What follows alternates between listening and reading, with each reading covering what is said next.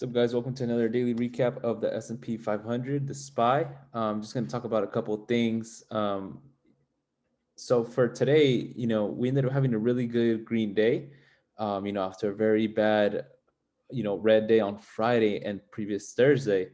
The important thing about today is that we managed to recapture this right here, this pink line, which this pink line, above this pink line, is the channel that we're looking to trade in, where we've been trading at for the past, 3 weeks or so. And that's kind of a good sign because in order for the market to keep moving up, you really have to break out above, the high of, February 16th, which is 394.17.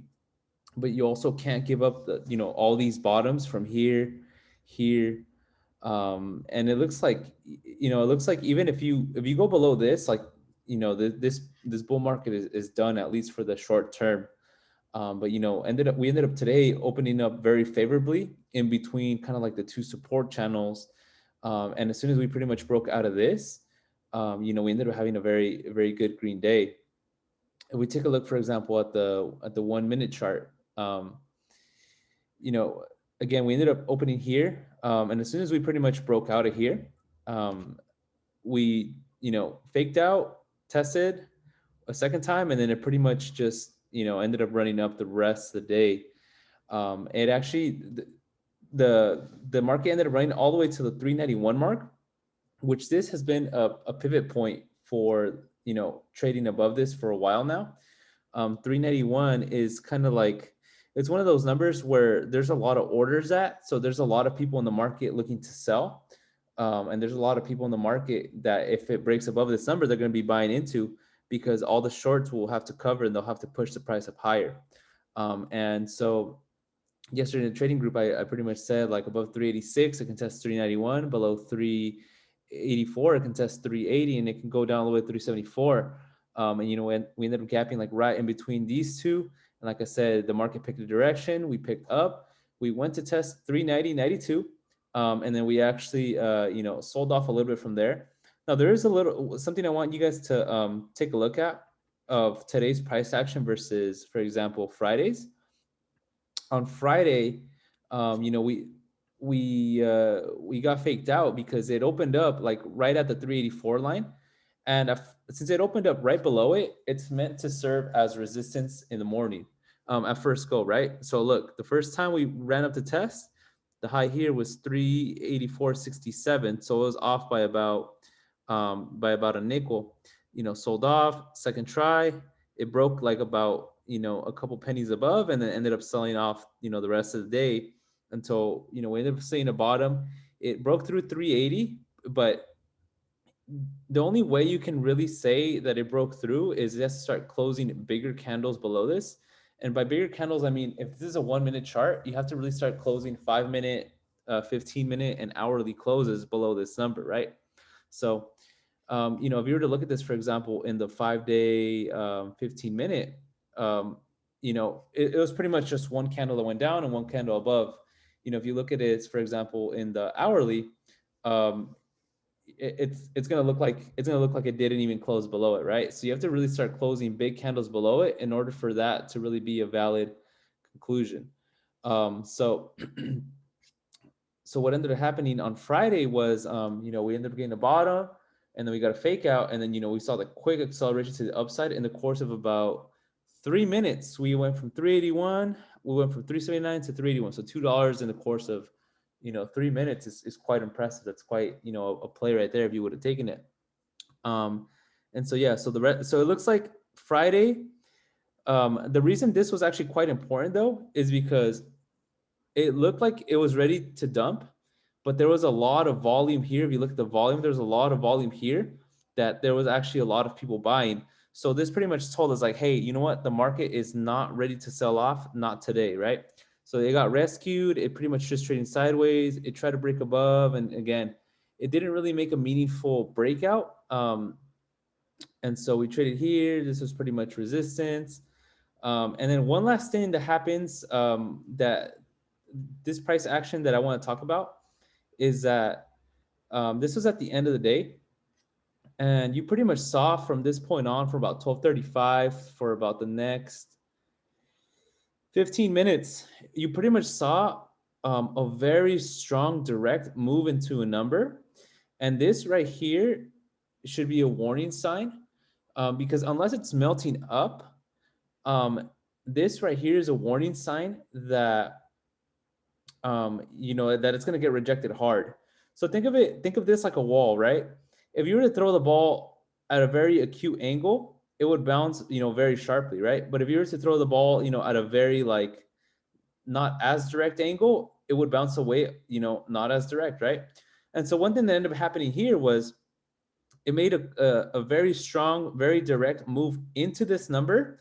However, this was on very small volume. So this tells you that this move isn't very legitimate, right? So this right here, what ended up happening was the sellers pulled off and they said, okay, we're no longer going to sell until this price right here. So when the price got to this point on very small volume, this started getting selling off for the next 10 minutes that the market was open on very high volume. And you can even see that the volume really started picking up on this candle right here, right? This big red candle. And this was all the sellers that pretty much they pulled away. So the buyers were able to push the price up. And then the sellers came back all at once at this 384.72 price range. And they pushed the price down and they ended up closing the day very, very bearish. And pretty much the rest of the day we ended up seeing this very weak price action after hours, where the market makers weren't really able to rescue the price. And so that's kind of the difference between this quick direct bounce into the number and bounce away, compared to today's price action, where the destination for today was going to be 390.91, right? Because above 386, it's going to run to 390.90 or 391.10 in that range. It didn't, so it was running up and it didn't go on the first try, but on the second try, this was a more gradual, run to the number. So you didn't, of course, get that very sharp run, bounce away from the number. And that's one of the reasons why, is because this was short and steady and gradual, as opposed to like a very direct run.